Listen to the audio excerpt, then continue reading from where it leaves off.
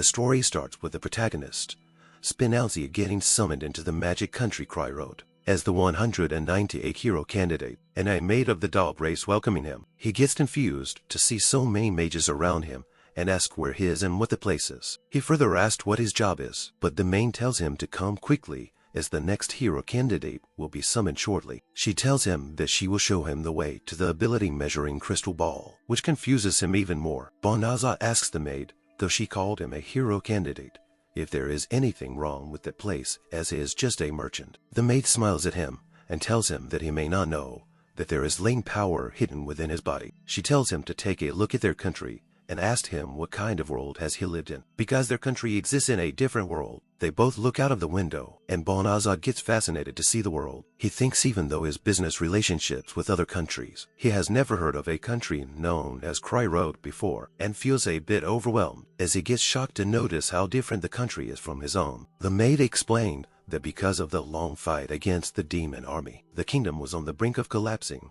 until Kreiroad decided to summon a hero capable of defeating the demons and countering the invasion. But as it tells her that it doesn't really know about that, and asked her if it is a tradition to summon a hero from another world, as if it isn't better to just appoint a strong person as the hero. He then enters the room where his ability will be measured, and he gets startled to see so many mages staring at him. The Manga near the ability measuring crystal tells Banaza to come that way. Then, as he places his hands near the crystal, the maid explains to him that those summoned from another world get a blessing from the god, and the blessings give them skills that no one else can obtain. After that, Banaza's stats appear before him, as the maid excitedly said that it is the revelation of God. But as he gets surprised to find out that he can read the language of the world normally and thinks that those are his abilities. But everyone else gets shocked to see that he has very ordinary stats. The maid worryingly tells him that it doesn't have the revelation of God. And after hearing that, because it gets confused, she tells him that these are the abilities of an average adult male,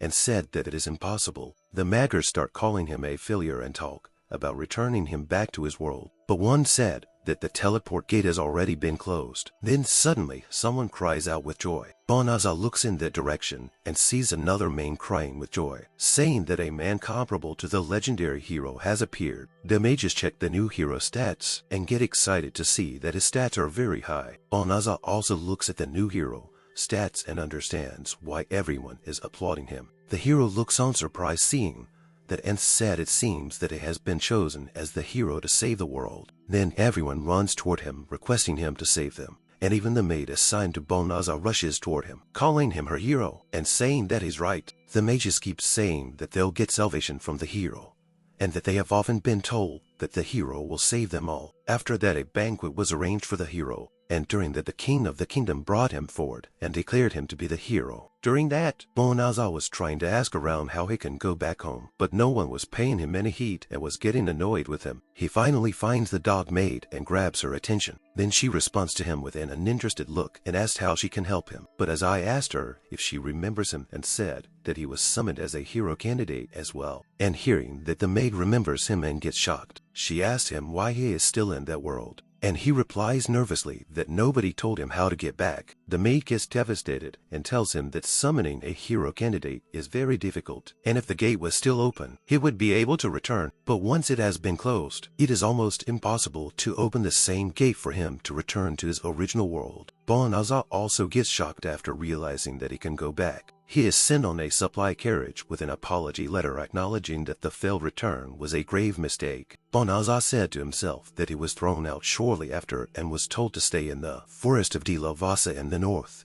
as he is given special permission to live in that world. He understands that he is a disqualified hero, so he can't stay in the castle, but they could have explained it a little better. Banaza then looks at the carriage driver and tries to strike up a conversation with him. The driver is of the lizard race, and he tells Banaza that he was told to not talk to him, and Banaza thinks that this time it was hard not to talk back. He then gets up and requests the driver to not say that because he is not a part of that country and doesn't know much about that area. He said in a surprised tone that the king of the country is willing to sign a slave contract with someone that isn't a human. Hearing the word slave contract, the lizard driver gets irritated, then out of nowhere starts laughing, and asked him if he came from a distant country and said that the pay for that job is very low. but they are not slaves. After that, Banaza laughs a bit and apologizes to him, telling him that in the world where he came from, they were no subhuman species that could work without a slave contract binding them. Banaza then relaxes inside the carriage and says to himself that he really came to a different world. He recalls his memories of the previous world minutes before he was summoned. He was working with subhumans to fill his wagon with trade items in the kingdom of Bama, but other traders were getting annoyed, seeing him acting nicely with the subhumans and giving them money. Puro, who is helping Banaza, says that he appreciates it, but is part of the demon clan, so he doesn't have to pay them, but Banaza insists him to take the money. He asks Carol if he is waiting to trade with him, and tells him that if it doesn't pay him, it'll leave a bad taste. Kiro was still hesitant to take the money, but another person asked him if he knew that once Banaza has decided to do something, he will not stop until it is done. A girl appears and continues by requesting him to just go with it as their caravan.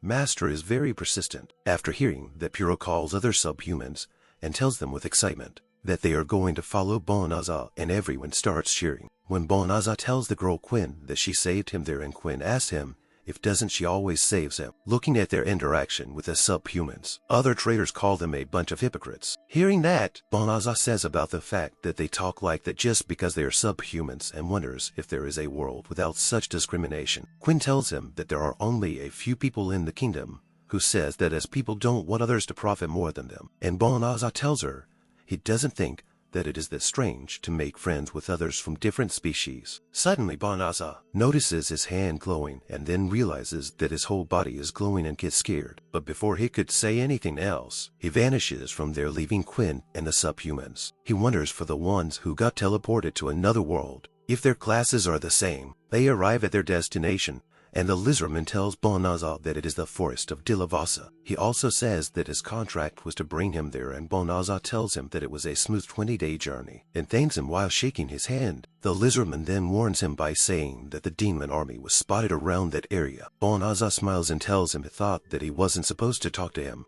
Then the lizardman leaves him as he mentioned it. Banaza then looks at the area and said that there are no towns nor people around even after 20 days by carriage. They gave him only one magic bag as an apology. He tells himself that he doesn't even know how to look inside, and it's probably empty anyways. Banaza tries to open it and realizes that the usage is not so different from the ones in his original world. He looks at the contents inside and said it seems that he can build a house right away and won't have to worry about food and shelter for a while. He remembers the warning about demon army sightings and thinks about the weapon set inside the magic bag and pulls out a sword from it. Banaza looks at the sword and said it looks way too fancy to fight against the demon army. Then suddenly he gets startled as he finds a wild slime behind him. Before Banaza could think about what to do, the slime lunges itself toward Banaza, which scares him. Then he manages to slash the slime right on time, and thank God as he could defeat it somehow, and notices his sword breaking already. But right then his stats window pops up as he leveled up, then finds all the values of the stats have changed with an infinity sign. He doesn't understand what the mark means, so he thinks maybe he can't read all the characters in their language yet,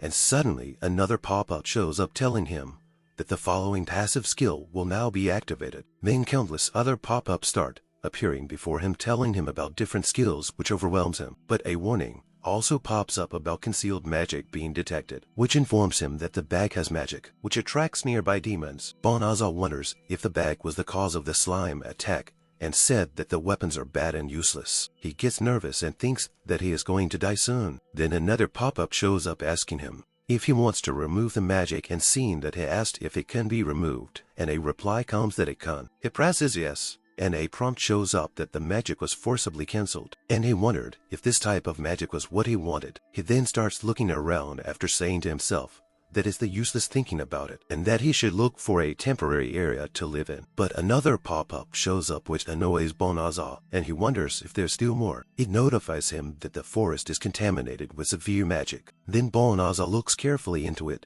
and finds that it mainly contains dark particles caused by powerful dark element attacks and demons, and does fatal damage to human type race. After learning that, Banaza keeps smiling because of how frustrated he is. The system asked him if he wants to purify it and notifies him that it will use 1/3 of his total magic power. Banaza then laughs and said that if he could, then he definitely would, and then he wonders how much his magic power is because he has to leave there. The system activates the spell to purify the forest, and Banaza gets confused to see it as a huge magic circle appears where his. The magic circle starts resonating huge amount of magic power to purify the forest. Meanwhile, in the Kreiroad castle, the king was having his lunch when the princess enters the room in a hurry. She tells him that even if he was ineligible, that is too cruel, and the king asked her what is too cruel. While addresses her as the first princess, the princess replied that a hero candidate who could not return to his former world due to their mistake was left in the forests of Lookism, and added that the forest is rumors of the demon army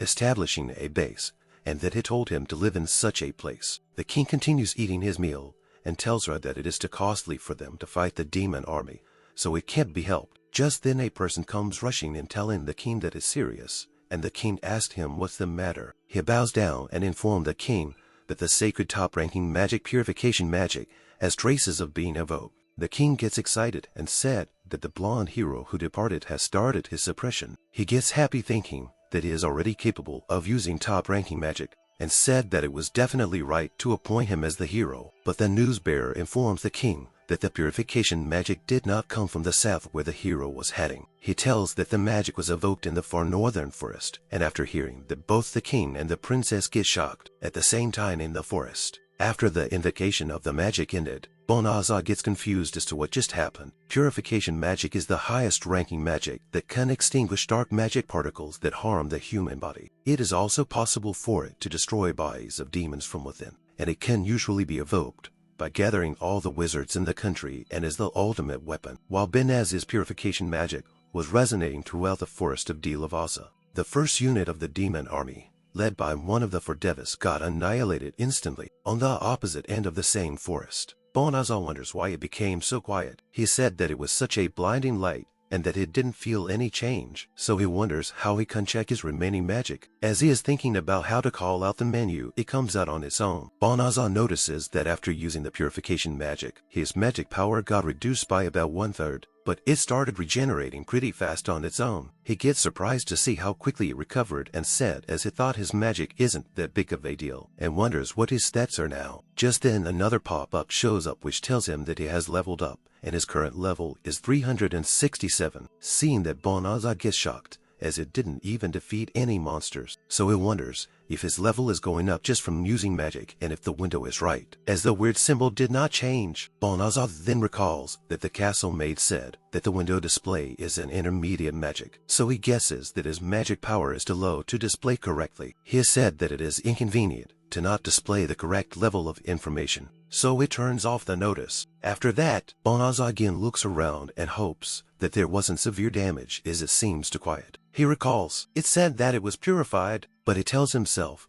that it wasn't from his magic as he thinks that his magic is weak, and that he is not allowed to live in the city. Banaza imagines that the people from the castle will kill him if they see him going in and out of the city. Just then he gets a recommendation about form transformation magic, using which the visibility of his figure can be changed. Banaza understands that by using this magic, they won't notice that it is him. He agrees to use the magic, and another prompt shows up asking what gender he wants to choose. Out of curiosity, Banaza chooses female and his body features transform into that of a female. He then looks at himself and said that it looks like he got smaller, but right after he blushes and said that he might have to live with that form from now on, so he should do it properly. He goes through other options like race and height and tries to select each option carefully, thinking that it is troublesome. After tons of tinkering, Banaza decides on a look and said that with this, he can go in and out of the city and no one will know that it is him, and also fixes his clothes using magic. And as he was thinking about the huge distance from a town and how long it will take him to walk there, another prompt shows up asking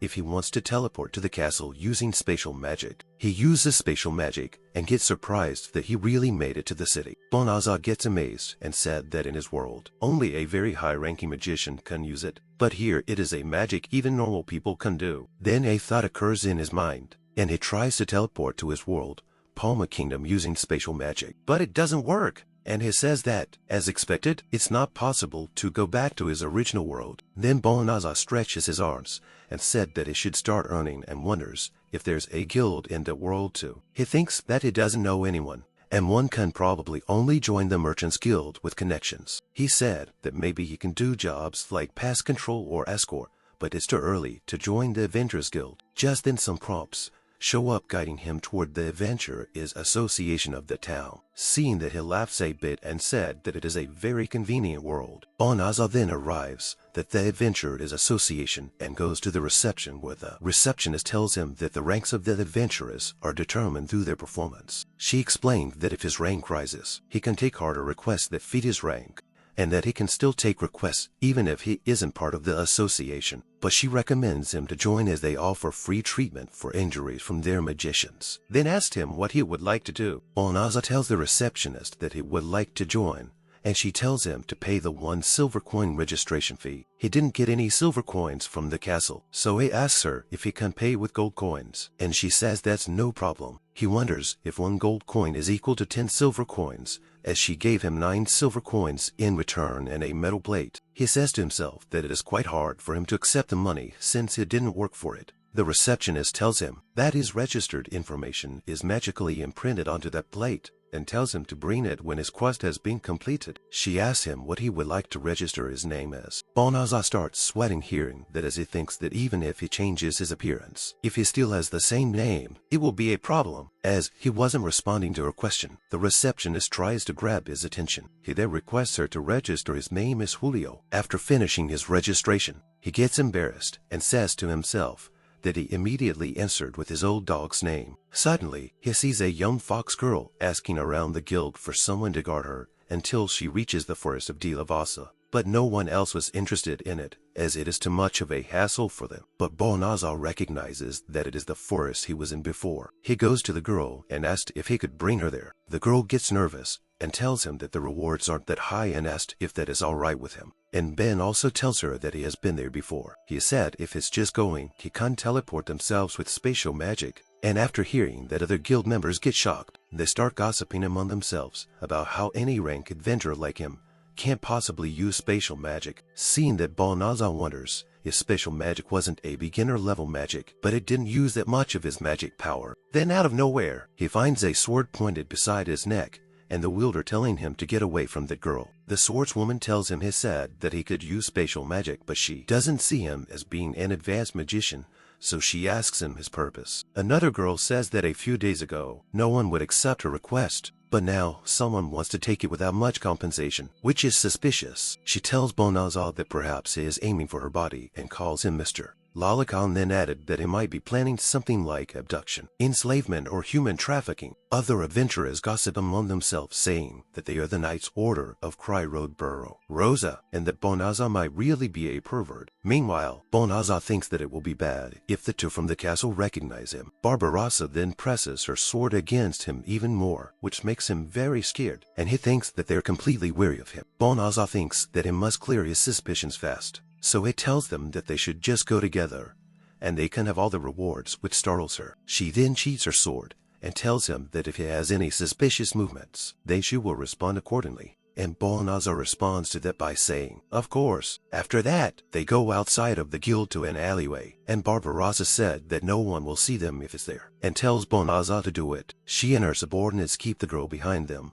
so that she stays safe, and seeing that Banaza thinks they don't have to be that cautious and request them to stand next to him, he then activates the teleportation magic and aims for the force of Lavasa. Then a big magic circle appears and engulfs them with bright light. After that, they get successfully transported to the forest, which surprises the Night Order members. The girl with the witch hat tells them that only an extremely high-ranking magician wouldn't be able to accomplish such a long-distance teleport. But Banaza said that he is just an ordinary adventurer. Barbarossa asked if his name was Fulio, which startles Banaza, and he answered yes. She tells him that she was doubting him and requests him to excuse her rudeness. She gets on her knee and apologizes to him, and seeing that Banaza tells her that it's fine as long as the doubt was cleared. But then he asked the little girl what's wrong. As she seems confused, she asks him why all the demon particles are gone, as that forest is supposed to be covered in it. And Banaza was about to answer her, men suddenly gets a warning that it is dangerous to tell a demon about his purification magic,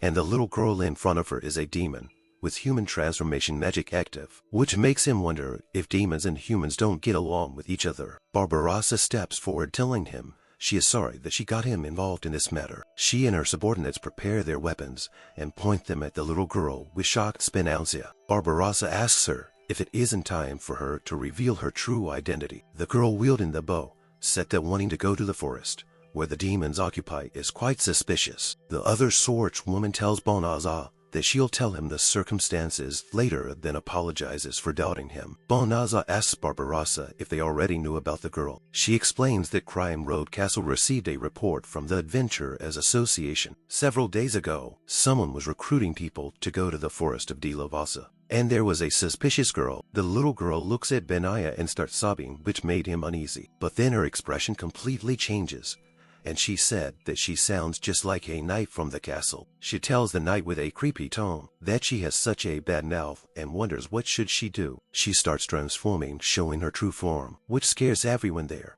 as she says that she is the younger sister of Fangirl, one of the demon kings for Devis. The little girl completely transforms into a massive fox demon and tells them that she's Fenris and that they are going to regret their decision. The knights start trembling in fear after seeing one of Demon King's for Devis Fenris in front of them. The rest of the knights find themselves unable to move, but Barbarossa tries to maintain her composure and said that the information said it was a scout, but it turned out it was a diva. Banaza then rushes over to Barbossa and asks her what is exactly going on, and seeing that he is fine, Fenris gets confused. She wonders if it is some sort of protective magic, as her intimidation is not effective against them. Fenris gets furious and tries to bite him with her huge jaws, saying that at least he seems to have some bones. But Banaza manages to dodge her attack and move Barbarossa right in time, and thinks that was close. But it's impossible to escape while protecting for people, and even if he tries to use magic, he'll die if he takes his eyes off that thing. But he recalls that while using purification magic, the magic was executed just by thinking about it. Then Banaza uses teleport magic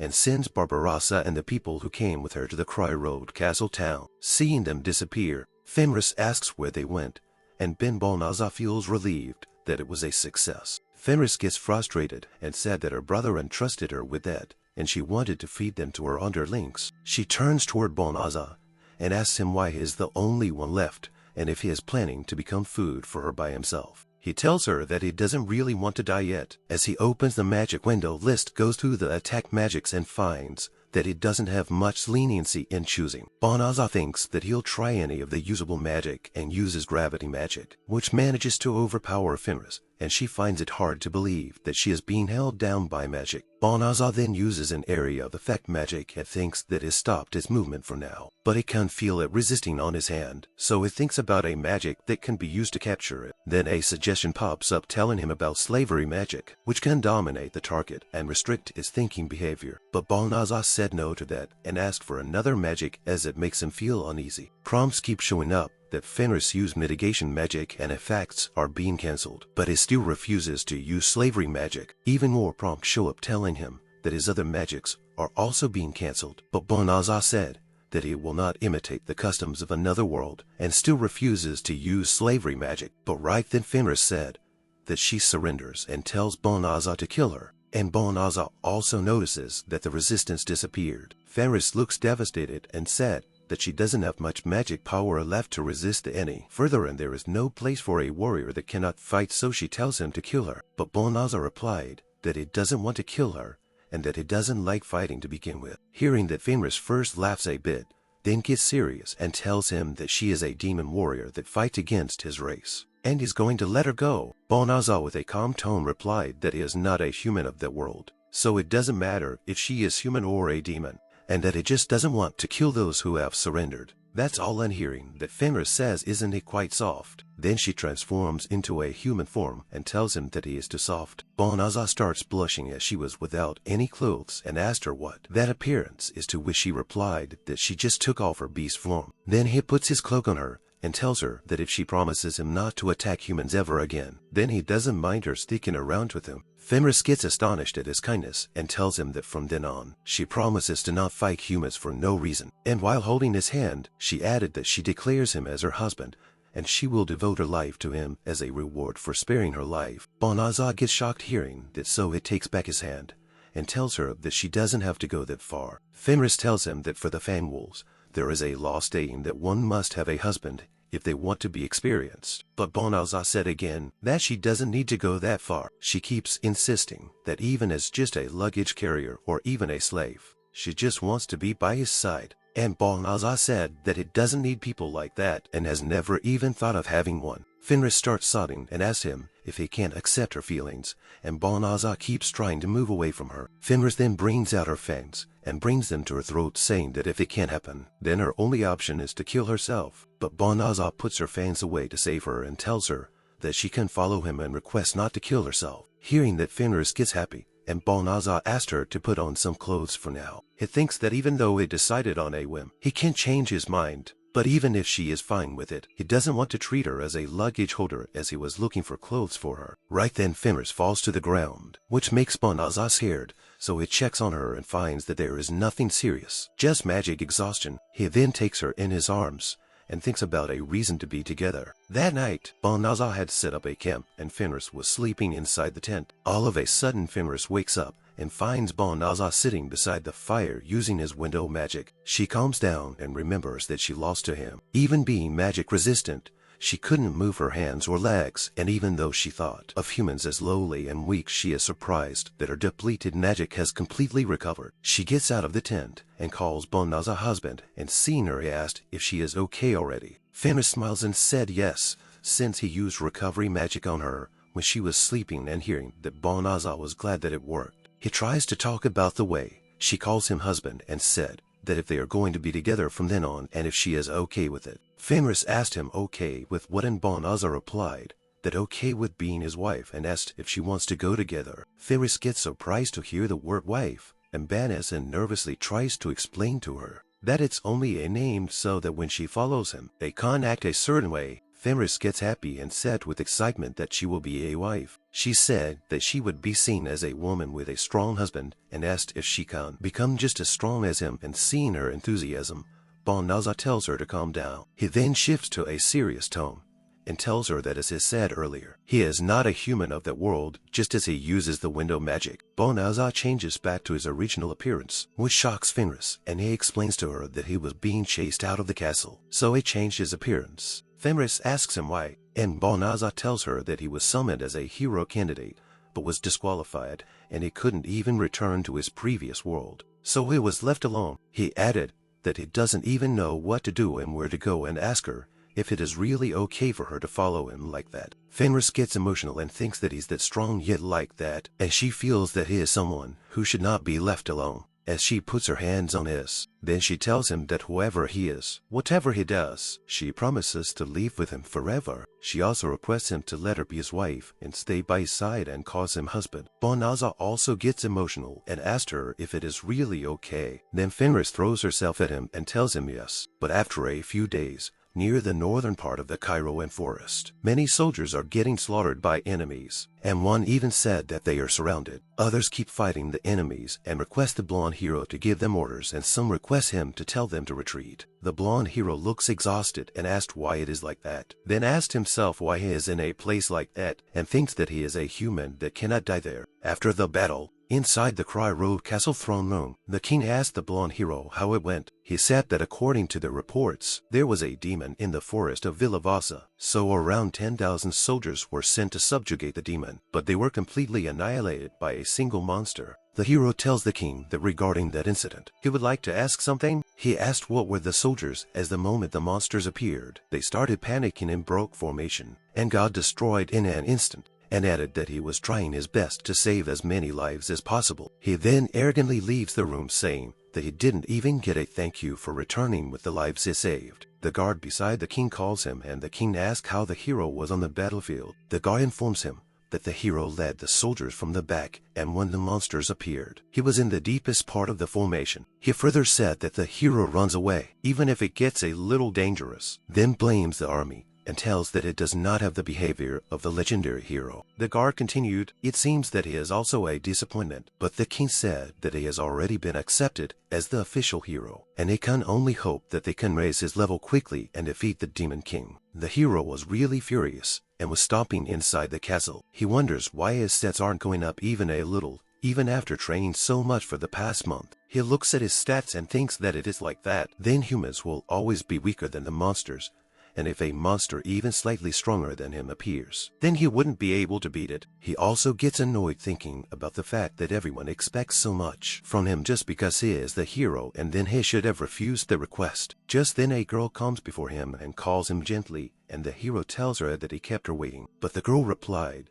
that waiting patiently is also an important job for a servant. They head out together as the hero tells her to come with him, as they'll enjoy themselves with the kingdom's treasury. Meanwhile, at the Adventurers Association, Banaza comes with Fenris to register her as an adventurer. Looking at all the eye-catching tools, Fenris tells Banaza that the human race has so much information and interesting things. She points at the plate given to the adventurers and gets surprised that they are able to use magic like that, as Banaza says to himself that they decided to be together 1 week after returning to town. He shows Fenris that he also has a plate like that and continues that he spent some time in the city sightseeing, but now has to look for work. Fenris looks at Banaza and asks if the plate is matching with his. Hearing that Banaza asked if that makes her happy, to which Fenris starts blushing and said that it's something like that. She tells him that in her race, before a couple is married, they must hunt a prey and swallow a part of the bones from the prey, and that is the wedding ceremony. Hearing that, Banaza gets nervous and wonders if they still have to do that. Then the receptionist asked Fenris what she would like to register her name as. Hearing that, she was proudly about to tell her real name to the receptionist. But before that, Banaza tells that the registered name is Risso. He asked Fenris if that's right, and she stutteringly says that's right. After getting out of there,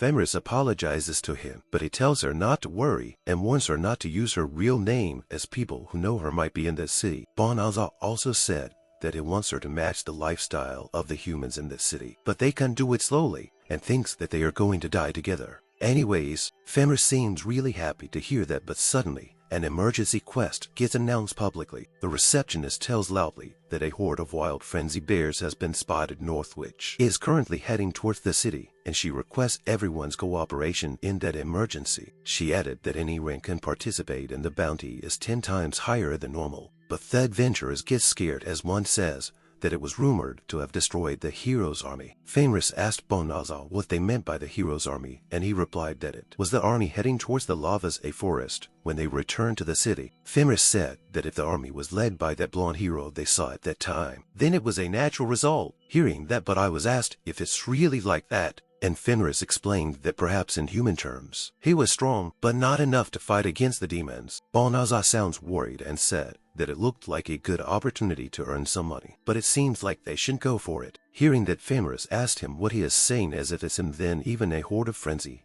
bears will be annihilated in no time. Banaza tells her that he's glad to hear that, and was about to say that if even a hero can't do it, then he definitely can't. But before that, Fenris said then she will hunt them herself. She tells him that if she wins against them, many who won against her will know that he can win too, and asked if she just has to prove that. Banaza then tells her that he can't just let her wife fight them by herself, and that he will go to as he wanted to try various types of magic anyways. Fenris gets flustered to hear that, and seeing that Banaza asks if he can't. Fenris first nervously answers no, then yes, and said that she's honored. They then both head over to a weaponsmith shop to buy some gear. Fenris tells Banaza that she doesn't need a weapon, as she can beat them with her fists, and Banaza said that of course she's fine with her bare hands, but it doesn't hurt having it just in case. Banaza looks at the people surrounded by the frenzied bears and remembers them being the same knights from before, but Fenris suggests leaving them alone. Barbarossa tells Blossom to stand back as she can't do anything with her injuries, but all of them find themselves in a terrible situation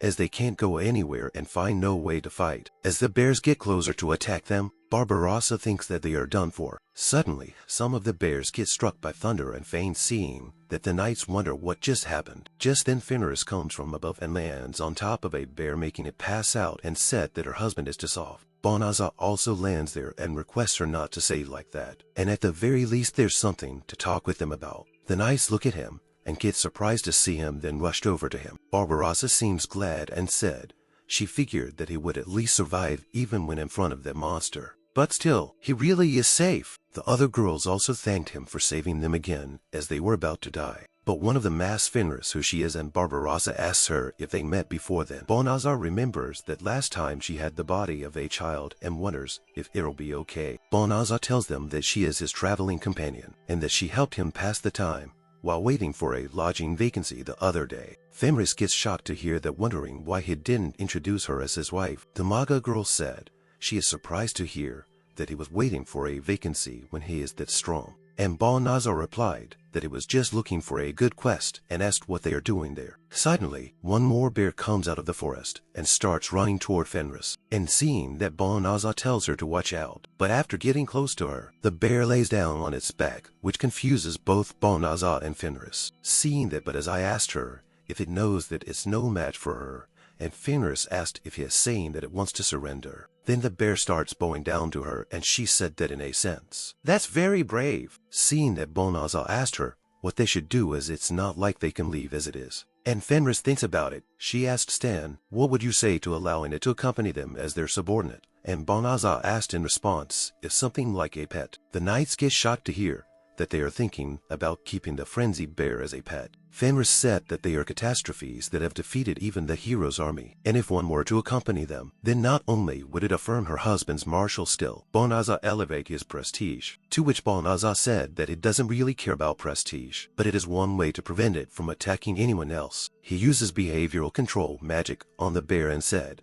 that he should suppress any sudden bouts of ferocity. After that, he looks at the knights and finds them scared of the bear, and said he figured that would be the case. So he thinks of a solution for that. He uses transformation magic on the frenzied bear and transforms it into a horned rabbit. Banaza picks up the rabbit and said he doesn't know if it's a little cramped in there, but this way they can take it with them. Fenris finds the rabbit really cute, but doesn't understand the feeling that she is experiencing. She then asks Banaza to name it, and he suggests calling it Sabia, as it's a frenzied bear. Hearing that Fenris said is expected from him, that's a wonderful name. Looking at them, Barbarossa wonders what kind of people they are, as not only did they annihilate the number of frenzied bears in an instant, they even managed to tame one. She walks up to Banaza and tells him that she would like to introduce themselves one more time. She starts off by saying that her name is Barbarossa and is the eldest daughter of a fallen noble family. In order to revive her house, she has decided to dedicate herself to knighthood. The short-haired swordswoman said that she is Blossom,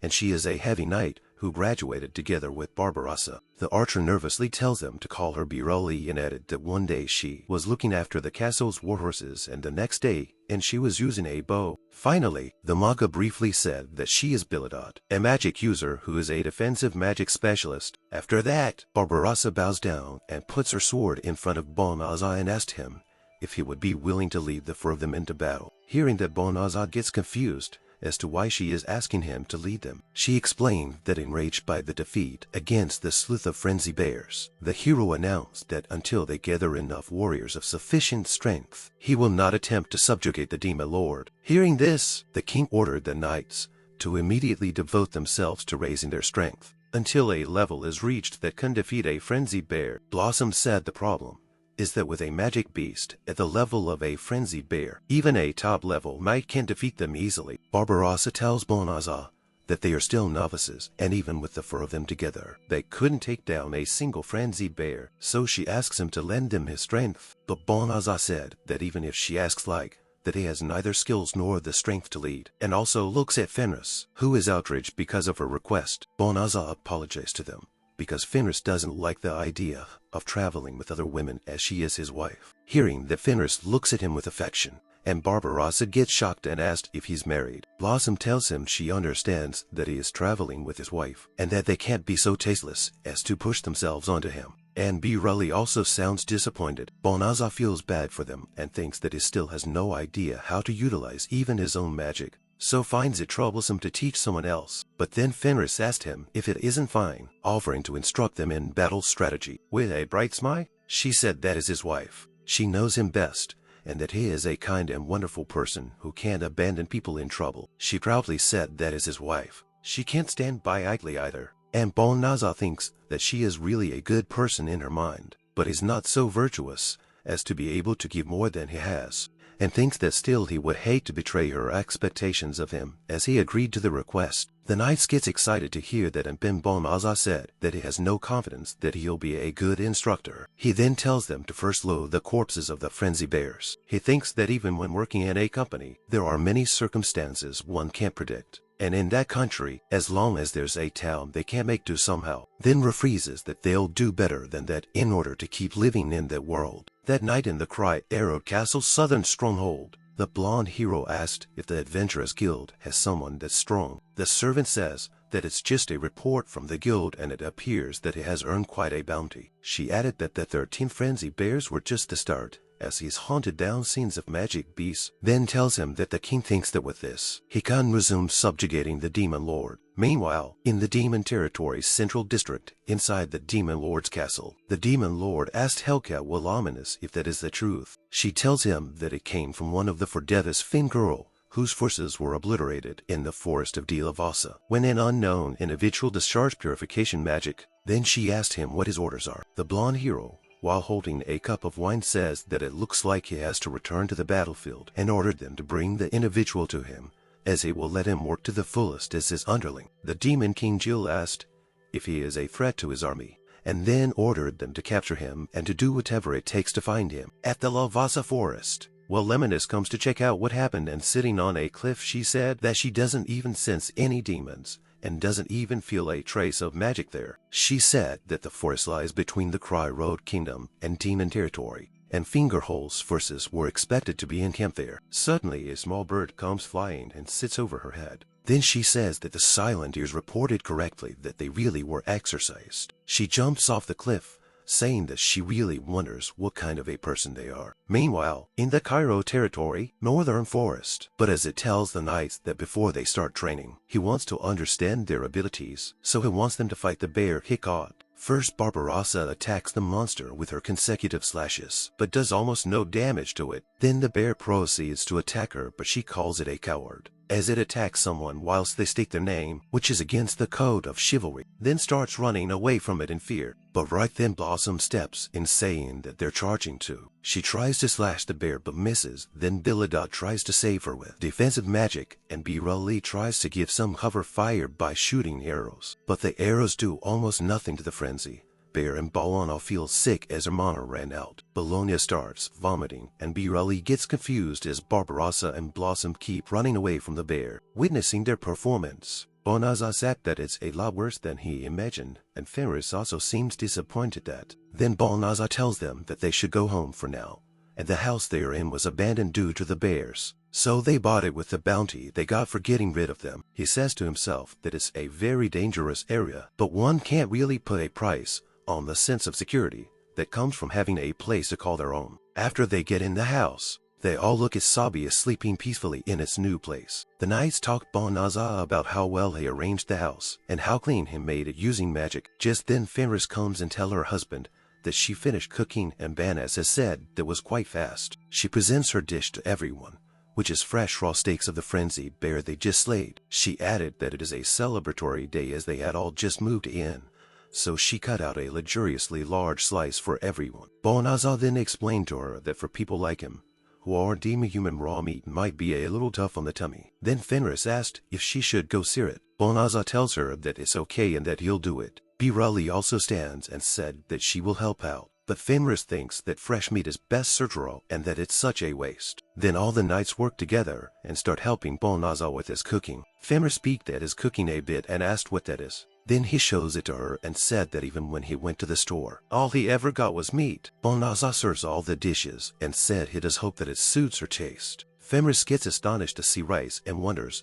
how something so granulated became something so fluffy. As she tastes the food, she also wondered if they don't realize that vegetables are the fodder of those 2 weeks to hunt for meat. After putting the food in her mouth, she gets shocked and starts drooling, finding it delicious, and thinks that she barely recognizes the meat and barely understood what they were doing in the kitchen. Fenris wondered if human food is something one spends that much effort on every single meal. Later that day, they hand over more frenzied bear corpses to the guild, and the adventurers there wondered how they keep pulling that off every time. Fenris asks Banaza while they assess the goods can she can look around the town a bit, and he asked her if she wants to go together. but she tells him that it is really some personal business she needs to attend to. Just then a member of the guild asked Banaza to step inside for some private word. Banaza lets Fenris leave, telling her that he will wait there with Sabia, and she thanked him and said that she'll be right back, then prepares her mind for something. Fenris pulls out an advertisement for a cooking course and said to herself, the fact that she can't even look after the pack her husband leads is a disgrace to the women of her tribe. Meanwhile, Banaza receives the bounty for subduing the frenzied,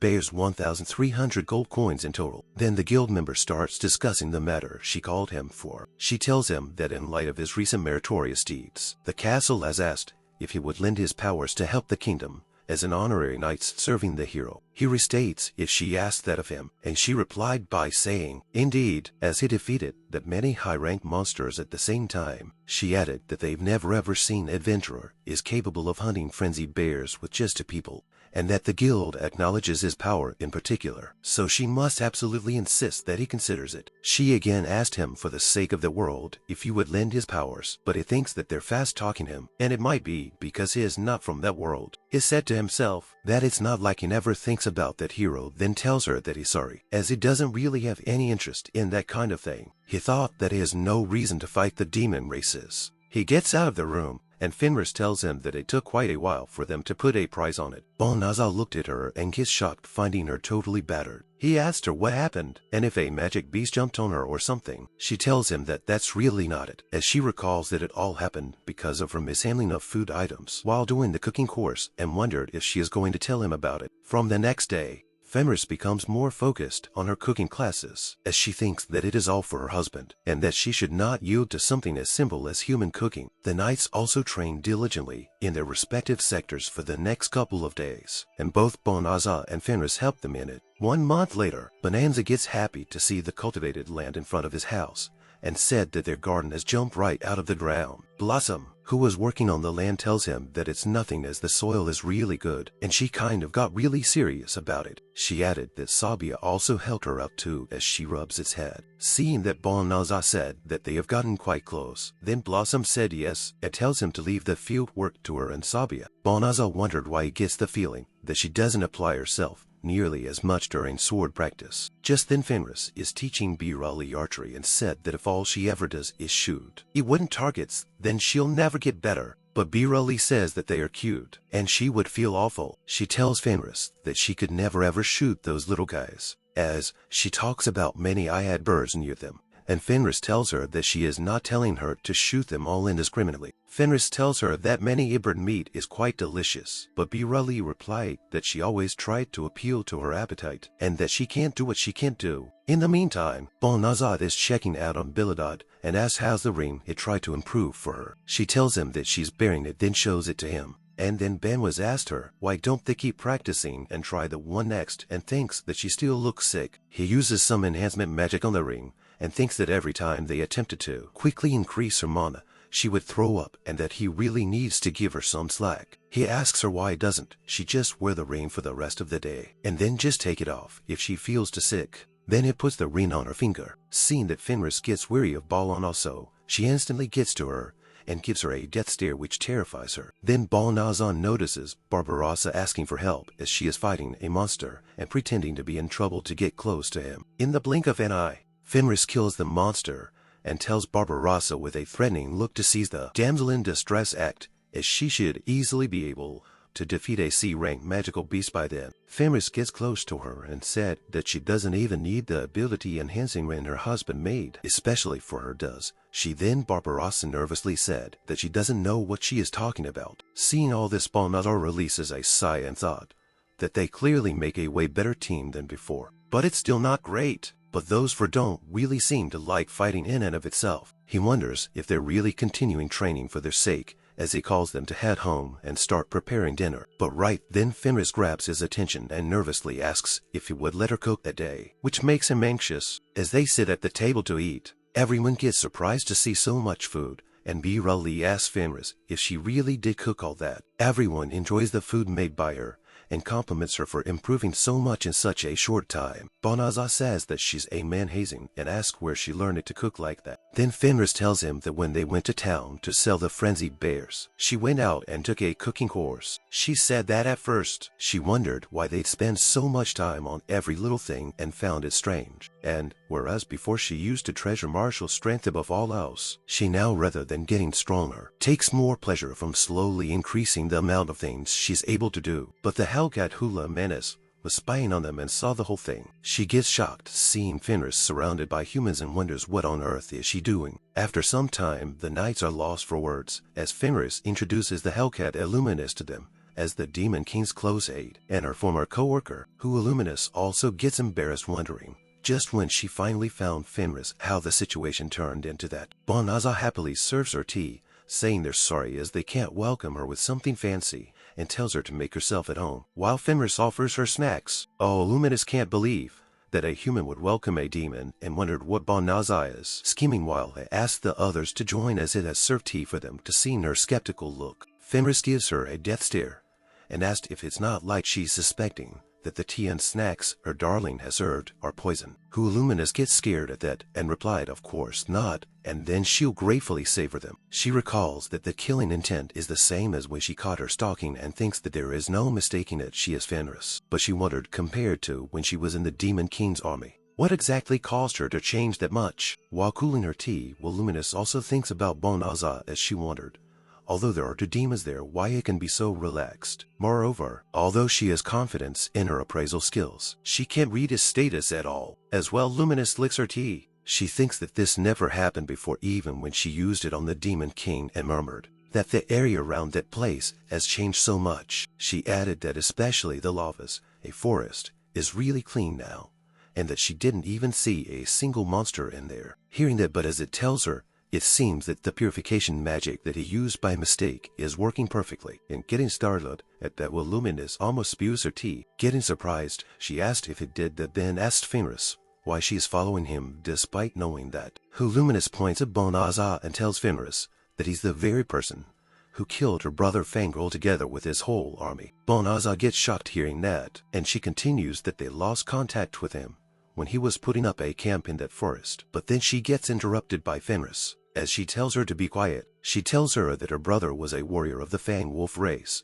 and that he was killed against an overwhelming power, so she's sure that he has no grudge against it. Then Banaza asked her if she knew about that all along, and Fenris replied that there are only a small number of humans who can use purification magic, and she can pretty much guess it from the condition of the forest. Banaza was about to say something, but Fenris tells him that they were in the middle of a war, and if he's feeling sympathy for the dead, then he's only dishonoring them. She humorously said that although people call him one of the Fordevis of the Demon King's army, it's his fault for being so useless. After that, she tells him with a smile that it's not something for him to worry about. Banaza hits his fist on the table to calm himself down and said that he understands. His makes Illuminus think that he is level-headed enough to hold back his emotions, as expected of someone that Fenris is following. She thinks if he is the target, then Fenris has sided with the humans too. So she gets up from her chair and asks Banaza if she may ask him to have a mock battle with her. Illuminus tells him that she's quite interested in his power, since even Fenris can't win against him, and plans to take them out at the same time once both of them have lowered their guards. Banaza considers accepting her request, but Fenris jumps in between to warn him, saying that she may be asking for a mock battle, but she's sure that she's planning to kill him. Hearing that, Illuminus gets angry at her, saying that she wouldn't do it, and Fenris also shows her rage. While Banaza tries to calm them down, the knights get shocked to hear that Banaza defeated one of the Fordevis and find it hard to believe that Fenris is also a demon. They fainted after thinking about all the shocking information, so Sabia picked them up and take them away from there. After that, Banaza, Fenris, and Illuminus go out for the mock battle, as Banaza tells Illuminus that it will be a one-on-one battle, adding that magic can be used, and Illuminus tells him that they should start. She jumped in the air and throws an attack had been Banaza called Venom Claw, and while they're focused on that, she plans on casting a deadly poison magic from below, calling it to simultaneous attacks. But immediately Banaza uses Force Dispel, and Illuminus gets shocked to see that it manages to dispel both the spells in an instant, and asked why she can't move her body. Banaza tells her that he is the one who accepted the mock battle, so he's responsible.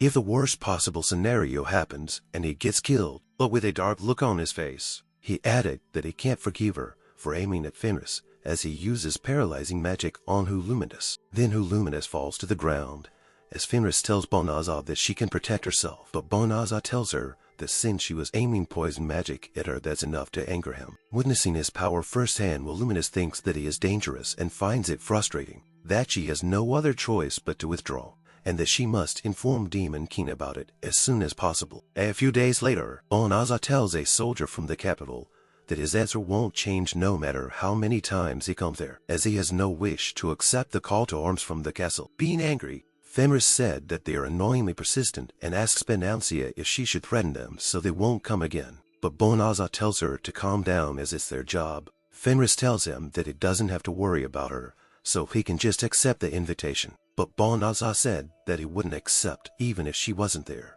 After all, they kicked him out for not being good enough, adding that his magic is borrowed, and even making the slightest mistake will cause a disaster. So she should forget about the whole world, as he already has his hands full protecting his own daily lifestyle. Hearing that Fenris said that his modesty is a commendable thing, but for the humans who labeled him as a failure, it's a big loss for them. But then someone yells from far away that they reap what they sow, which startles Fenris. They find out that it's Luminous, as she sits on one of the many dragons she brought with her, and thanks Banaza for his hospitality the other day. She tells him that as thanks she brought with her the elite squad of the Demon King's army, and added that she'll return the favor with the power of the dragon army. Seeing the demon army, the knights also get scared as Barbarossa asked if it's the legendary dragon army that annihilated countless human armies in the past, and Blossom gets shocked to see so many. Luminous asked Banaza if he will surrender and pledge his loyalty to the Demon King. But instead of getting scared, Banaza gets excited to see real dragons for the first time, which makes her pass out. Then Fenris asked Banaza if he didn't have dragons in his previous world, and Banaza starts talking about how rare the dragons were in his world. Seeing that, Luminous gets furious and tells them to stop playing around. She tells Banaza if he is going to look down on the power of the Demon King's army, then he should just go ahead and die, as the dragon carrying her prepares to attack him. But before he could attack, Banaza looks at it and uses Holy Magic Smite, which deals a great amount of damage to the dragon. But Luminous manages to jump off it right on time. Then the dragon falls to the ground, and Luminous gets terrified, thinking that the strongest dragons in the Demon King's army got annihilated by thunder magic, and finds his power very overwhelming. She turns back and scolds the other dragons for running away and tells them to come back. And seeing that, Blossom starts laughing and tells Banaza that he's really something. She sarcastically added that if she had known this would happen, she would have thrown something like the hole in the middle of the fight to win if it went well. She might have gotten the Dragon Slayer title after all. Hearing that, Banaza asked her about trying that now,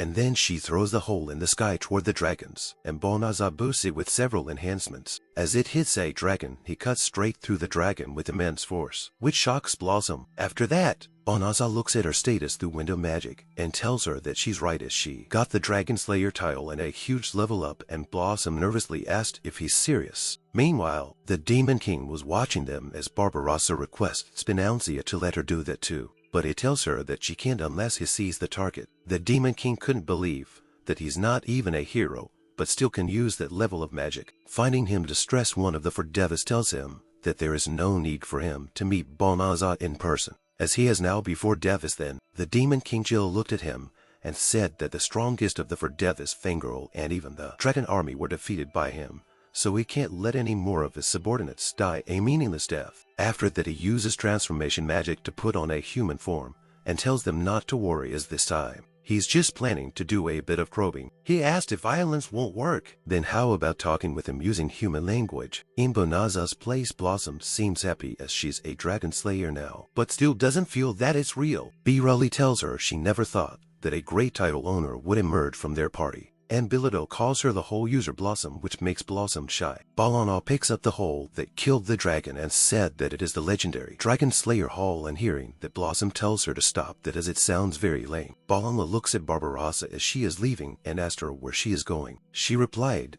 that she will go hunting for that day's monster quota which amazes Birali is how stoic she is. Blossom said it's all thanks to Banaza that she got the Dragon Slayer title, adding that she needs to be at least like Barbaros, as she can take out a C-rank monster all by herself. While Biladot also gets pumped and said that she will work hard too. After Barbarossa goes to the forest, she starts crying, thinking that she also wanted the title as the Dragon Slayer title would let anyone become a noble. She remembers that Banaza couldn't help her because the dragon was already out of sight, and thinks that if only she could get that title, she would be able to revive her family's name. She said that she's really unlucky as Banaza is already married, and if she can't bring someone as powerful as him into her family, then she would be able to bring back the past glory when her father was still a knight. She thinks that she still has the choice of employing him as a magic knight for her family, and that she has to affiliate him with her family somehow. Then she suddenly notices a suspicious-looking man looking at him. She wonders what his is poorly equipped to be in the middle of a forest full of monsters, and wondered if he is spying on their home. She readies her weapon as she gets close to the Demon King in disguise and asks him who he is, which grabs his attention. Then with a smile tells him it seems that he's looking at their house, and asked if he is an acquaintance of Banaza, or maybe an acquaintance of his wife. The Demon King notices her sword, and said with a smirk that he is actually an old friend of his wife, and came to pay her a visit, and hearing that Barbarossa asked him if that is so, she points her sword at him and said that he must be a member of the demon army, adding that Fenris has cut her ties with him and decided to leave with her human husband. So she asked him what business he has with her. She also tells him that depending on his answer, she might have to kill him. Then the Demon King puts his hands up and confesses that he is indeed a demon, but said that he's really just there to take a look. And we return back now, hearing that Barbarossa said in that case, she will pull back her sword too, and she'll give Fenris his message if he has any. Then the Demon King turns back saying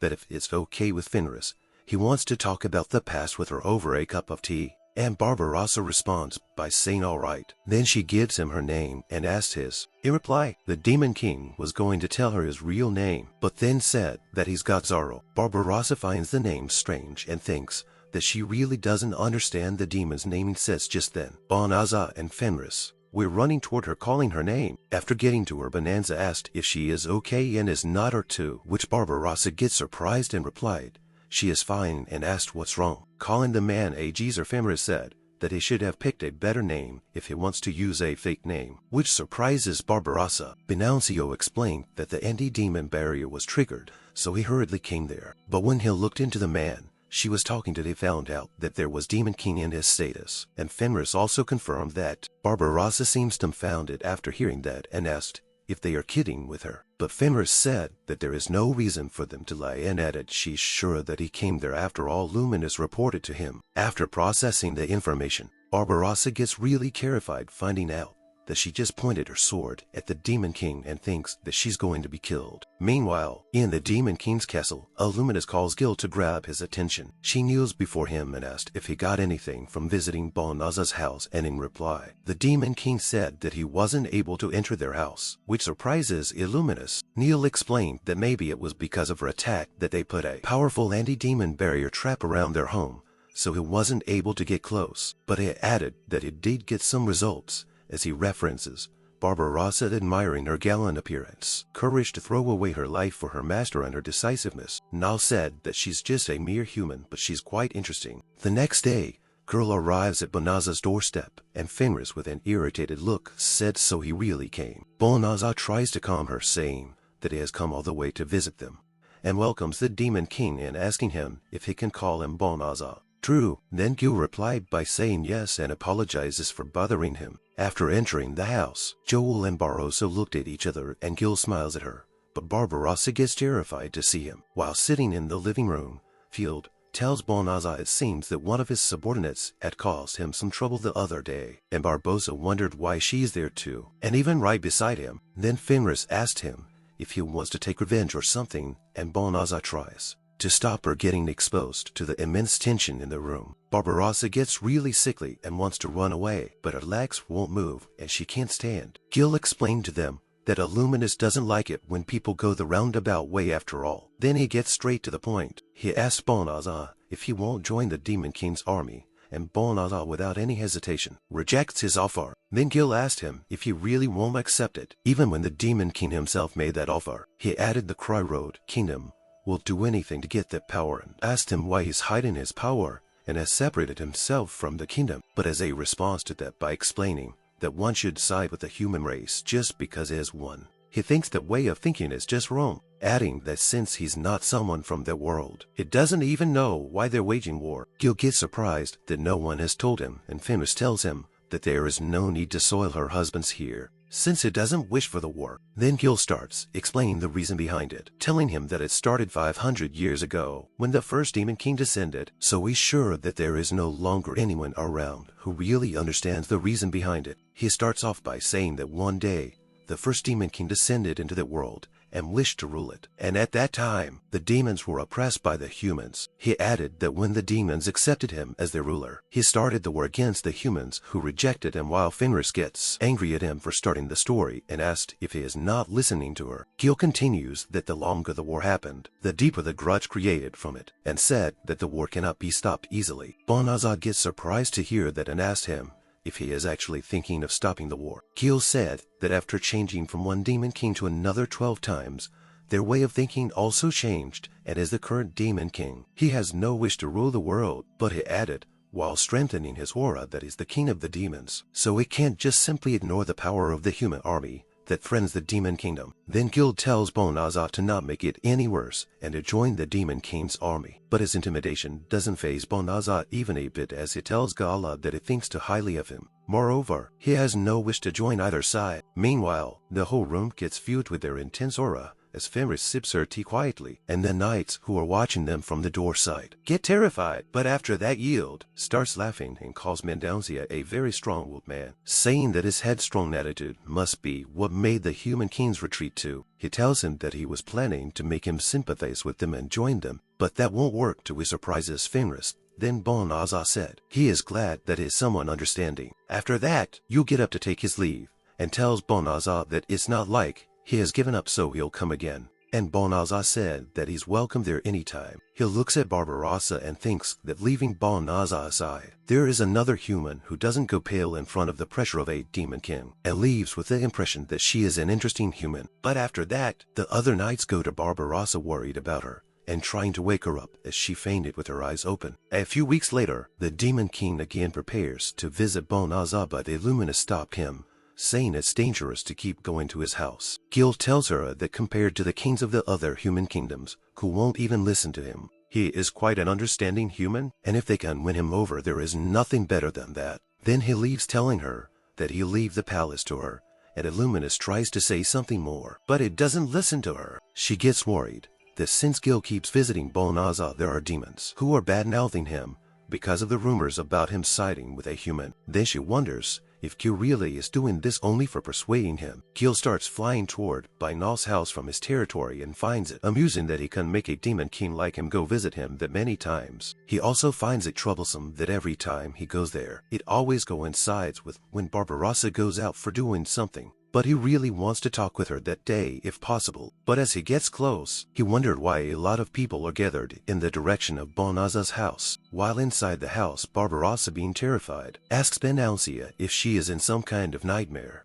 and the other knights also get terrified seeing the people outside. Fenris tells Banaza that the people outside are very rude, and asked him if she should just go and clean them up. Banaza nervously responds by saying what can he say, as he is at a loss for words. He said that the word welcome doesn't really fit the situation, there as countless soldiers have gathered around his house being led by the hero. Then the hero steps forward on his horse, telling Banaza he knows that he is communicating with the demon, and tells him to choose whether he joins him or dies in that place. A few days before, the king asks the soldier if it's said that a demon is frequently visiting Banaza's house. The soldier replies that according to their spy's report for the past few days, a certain suspicious man keeps visiting his house, and it has been confirmed multiple times that he flew to the Demon Kingdom's territory. The king finds it hard to swallow that not only has Ben Oslo rejected his offer 3 times, but now he's planning to side with the demons. So he wants to order the soldiers to subdue him, but the first princess stops him. She tells him that rather than keep demanding him like that, they should first hold a talk with him. She explained that during the time, it has not been proven that he has sided with the demons, If they send their troops there, then his opinion of their kingdom will worsen for sure. But her father tells her to shut up, asking her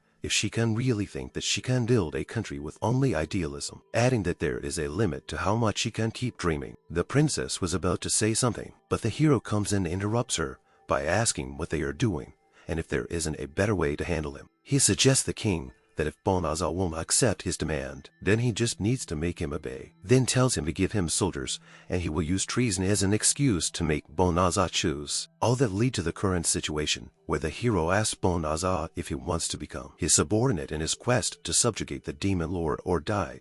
There is a demon lord associate. Barbarossa and her friends take Banaza's side, as she tells the hero that it's just oppression, and Blossom tells him that he should consider their situation as well. Hearing that the hero said they don't understand, that they are under suspicion of betraying humanity, which might even cause their defeat, he added, but if they serve under him, then he might let that slide. And then Barbarossa asked him if he is going to use force for times like this, while he always runs from dangerous battles. She also asked if the kind of blackmailing is really the way of doing things for the Knight of the Kingdom. Blossom asked him if isn't he always locking himself inside the safe for it, despite being a hero himself. And Birali said, that's right. But then the hero gets furious at them, saying that they're nothing but weaklings who can't even protect their own home without the help of others, and tells them to know their place as it tries to kick Barbarossa with his horse. But Banaza manages to get there just in time to put up a shield to save her, then tells the hero that he's right. He said that since he's meant to properly know his place, he judged that it wouldn't be much help for the kingdom.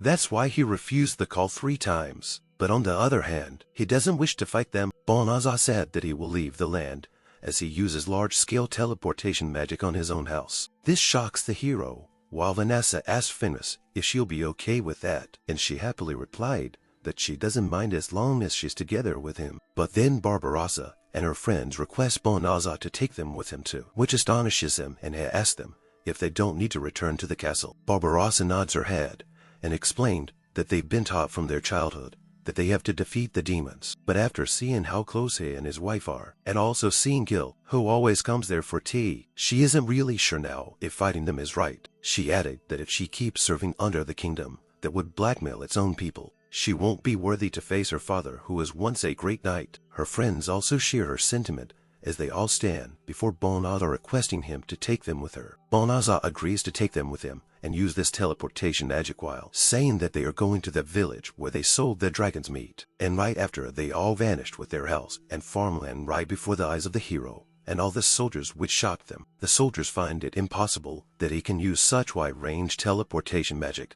and the hero also gets shocked, thinking that there are people other than heroes who can use teleportation magic. Just then Gil arrives there in search of Banaza, but finds his house with all the people and it vanished. After seeing him, one of the soldiers informs the hero that he's the man who keeps visiting Banaza's house, and Gil also gets to see the new hero for the first time. Then on the hero's orders, all the soldiers point their weapons at the Demon King, which angered him, as is said he understands that it is their doing and things that they just can't stop getting in his way of having fun. He starts radiating his magic aura, which uneases the soldiers, as is said that he has no choice but to make them know their place. Then he transforms back to his original form and orders his soldiers through a loud screech to gather up and attack the magic kingdom of Kreiroad. He tells them to show them the real power of the demons, which excites his subordinates and makes the hero runs away on his horse in fear. Back at the Crossroad Castle, Manga informs the king they've confirmed that a huge army is heading towards them from the Demon Kingdom. He tells the king that they have to gather all the mages in the kingdom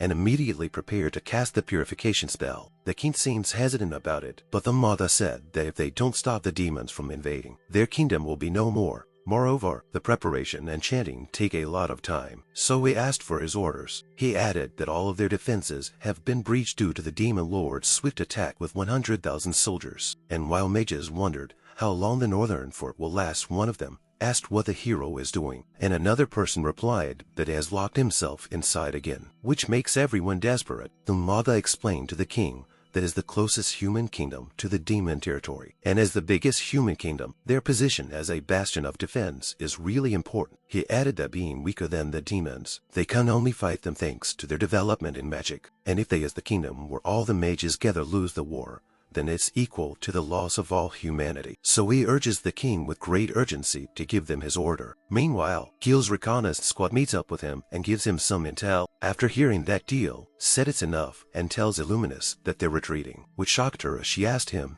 if they're not going to push forward and crush them. Gil replied that the purification magic will come soon and ordered her to not get any of their soldiers caught in it. As the mages start chanting for the purification magic, he thought that there is no problem and retreating now, as he has already reached his goal. And as the purification spell gets completed, the capital and some of its outskirts get covered in a giant protective shield. In the Kreiroad castle, one of the ministers informed the princess that thanks to the purification spell, the demon lord's army is retreating, and until the magic effect wanes, they should be safe. But the princess gets concerned about the current situation. She said that all of the mages in the kingdom have depleted their magic and have fallen unconscious, and they'll need at least 2 to 3 months to fully recover from it. She said that even the king is unconscious, as he was a Manga too. The princess tells the ministers that until he wakes up following the rule of Cairo, she'll be taking his position, which surprises them. And the first thing she does is she revokes the hero's position as the hero of that kingdom. The minister said in that case, they should prepare to summon the next hero, but the princess refuses as they don't have enough manpower for summoning the hero. She added that they keep sending the hero candidates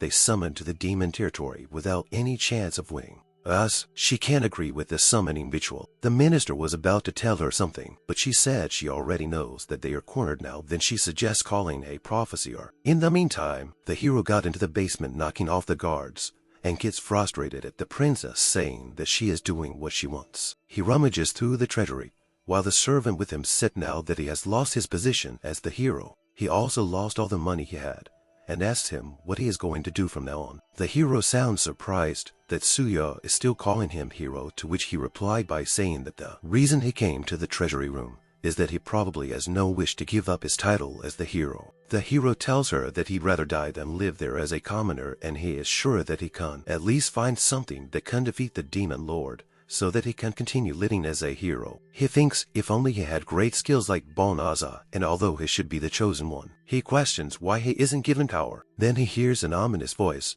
speaking in his mind, asking him if he wants power. Hearing that the hero asked who is there, but he continues that if he wishes for power, it might be willing to help him. The voice tells him that it feels sympathy for him, and the hero frustratingly asked what it means, and the voice said it's simple. Then one of the walls started moving, revealing a secret room, as the voice tells him that if he pulls out the sword deep inside the place, the demon sealed in there will grant him any wish. It makes the hero curious, but Suyu, being scared, asked him who he is talking to, and he gets startled at that and asked if she can't hear the voice. But then the voice grabs his attention by asking if he doesn't want power, and also mocks him, saying it hopes that he isn't getting cold feet. The hero gets angry at that and tells him not to be stupid as he takes out the sword, saying that no matter whether it's a demon's power or anything else, he'll use everything he can use. After that, a huge amount of magic starts pouring out of the sword, and Suya warns the hero to step back. But then huge gusts of wind start coming out, and the demon who has sealed inside calls himself Higher, the demon who rules over the light and darkness. He then asks the hero if he's the one who freed him from the seal. Suya warns him to stand back, as the hero hears a voice echoing in his head and thinks that it is the demon. Then the demon appears before him and asks if he is the one who pulled out the sword that sealed him. Looking at him, the hero thinks that he looks like a girl, but the feeling of terror makes him want to puke. But then he keeps his composure and said that he's the hero who freed her from her seal. The demon said in that case, he shall grant him 3 wishes, and the hero asked in return if he doesn't mind anything. The demon gets close to him and said indeed he can't ask for anything, so with a devilish grin, the hero commands the demon by telling his first wish. Meanwhile, many important people gathered in the Cairo palace to hear the prophecy. The princess thinks the prophecy or Ashura for coming, and Ashura said that she never expected the princess to summon a mere old lady. She said it seems that the situation is quite dire, and the princess tells her that in order to save the kingdom, she wants her to give them some guidance, as she said it's a vague request. Then the princess explained that all the mages are unconscious after casting the purification magic, and before the effect weakens, they have to plan their next step. But suddenly, a choker appears on the necks of everyone present there, and the princess realized what is happening and gets shocked. She hurriedly sends all the knights and soldiers to the underground treasury and ordered them to immediately capture the trespasser. She thinks that they have to quickly capture whoever it is in that place. And the minister asked her what the choker is. The princess explained that it is a decapitation choker, a tool for the demon sealed in the underground treasury, to take the head of sacrifices in exchange for granting 3 wishes. Hearing that, all the people there gets terrified, worrying about what will happen to them. The princess added that is in exchange for a wish that was made by the past king of Kreiroad when he subjugated the demon lord. Half of the population of the continent was sacrificed. Since then, all the mages in the kingdom worked together and sealed the demon in the basement of the castle. She thinks that they only have time until the demon grants the 3 wishes, so she requests Assured to give her guidance as to what she has to do in order for them to overcome the current situation. Understanding the problem, the prophesier shuffles through her cards and uses her foresight powers to find answers. Then she gives the prophecy by saying, "Seek the true hero, and they shall meet him if they goes west." Others in the room get surprised to hear that and start wondering who the true hero might be, and one ordered to gather the soldiers to look for that hero. But the princess stopped him, as they can't afford to send the soldiers who are protecting the land at the moment. She said with a decisive look on her face that she will look for that true hero herself. Meanwhile, Vanessa and the others are in the west of the magic kingdom of Kreiroad, which seems very lively. Banaza goes through a weapons shop to show the owner a shield, which surprises him as he asked if it is made of dragon scale. He responds, "But as I said, as he expected, he has a good pair of eyes, and it was the right choice to bring that there." Banaza remembered that in order to run from the hero, he used magic to teleport them in their home, and if he does jobs for adventures, they'll find him out. So instead, he is thinking about hunting to produce goods to sell. The shop owner then remembered about a rumor that someone sold a huge amount of dragon meat not too long ago, and asked Banaza if that was also him. Banaza tells him to keep quiet about it, and said that he somehow got lucky and was able to get some through his route. He added that shield is also a high-quality good that he was able to get from that secret route. Then the shop owner tells him that he'll buy the shield for the price that he asked for, but in exchange, if Banaza ever gets any more goods from that secret route, he should bring them to him, and Banaza thinks about it. He tells the shop owner that he will prioritize his shop every time, but in exchange, he asked if he has any good connections for getting monster hides and other raw materials, and if he can introduce them to him. Banaza explained that he just moved in recently, so he's looking for a stable source of raw materials. So if he can help him, then it would be reassuring. The shop owner seems irritated as he said that he wanted to be his exclusive patron, but it seems that it can't be helped, and Banaza happily said that they'll be in his care. Barbarossa gets amazed seeing that Banaza is really good at everything, as not only did he kill the dragons and use their skills to craft a shield, he even secured a patron and resource route all by himself. Fenris proudly tells her that he was originally a merchant, and she bets that he was a great merchant in the land where he came from. Barbarossa tells Fenris that for her to have a husband like Banaza, she's very jealous, but Fenris misunderstands her wording and threatens her, saying she can't. Barbarossa explained that's not what she meant. She just thought that it would be great if someone like him would appear for her.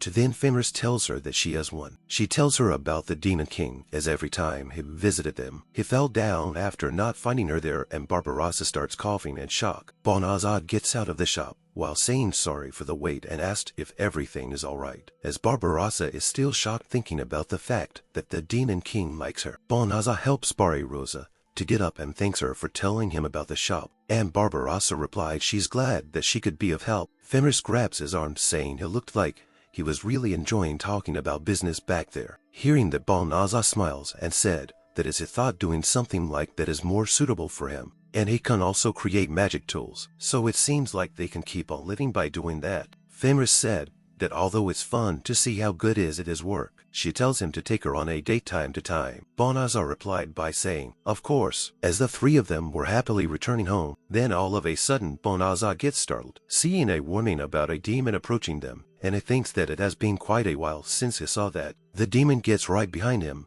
and introduces himself as Higher and asked if he is fully ill. Then Banaza turns back and asked if he needs anything from them, and Fenris wondered what was him. Higher recalls the hero telling him to kill the criminal who put him in the disgrace and wishing to kill the man by the name of Julio. He opened his eyes and said executing, which while multiple warnings pop up for Banaza, and Fenris jumps in front of him to save him. Before Banaza could understand what is really happening, Fenris gets a fatal wound from Haya's attack, which was targeted at her husband. Banaza looks at his wife in disbelief as her blood rapidly gushes out of her and she tells him to run. He grabs her in his arms, while Hire sounds disappointed that he missed him. Barbarossa angrily asked him, how dare he do that to Fenris? Hire throws another powerful attack at them, but this time Banaza manages to block it completely, but is in distress, as Fenris doesn't open her eyes, and the demon keeps attacking them. Hire finds that his shield blocked all kinds of normal magic, while Barbarossa tells Banaza to get a hold of himself, and to use healing magic quickly, but then Hire uses light Genesis magic to attack him,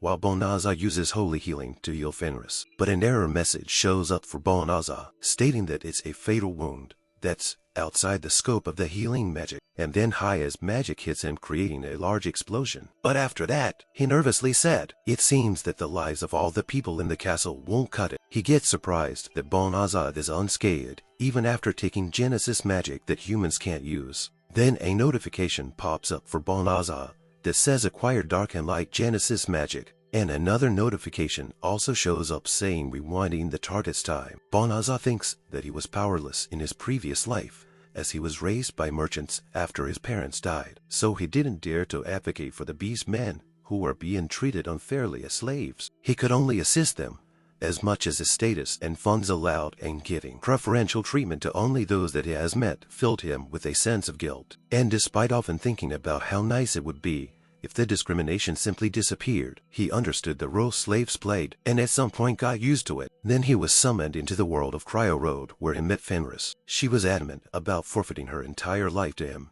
just because of a simple loss, so he simply couldn't leave her alone. He tried to come up with a relationship where the subordinate nature wouldn't be as prevalent, hence husband and wife. He remembers her being unexpectedly happy at the suggestion and admiring him as a kind person. However, he thinks that it was his fault that she ended up all alone, which is why he has to protect her. He thinks the role that he obtained in that new and unknown world is to protect her, but his sweet dream is getting torn apart right before his eyes. He gets terrified as Fenris is badly injured and losing blood rapidly due to the demon Haya's attack. Also, his healing magic doesn't seem to work on her, as it says that the level of damage has exceeded the restoration limit. He falls into despair and wondered why he can't do anything about it, even though he can use so much magic. Right then Haya attacks him with the light Genesis magic stardust, which he manages to block while being really angry that he can't save his wife. He gets the notifications saying that he has acquired light and dark Genesis magic and the ability to rewind target's time. Then he gets up and faces Hire while being filled with rage. Seeing his power, Hire said that his temporal magic and even light Genesis magic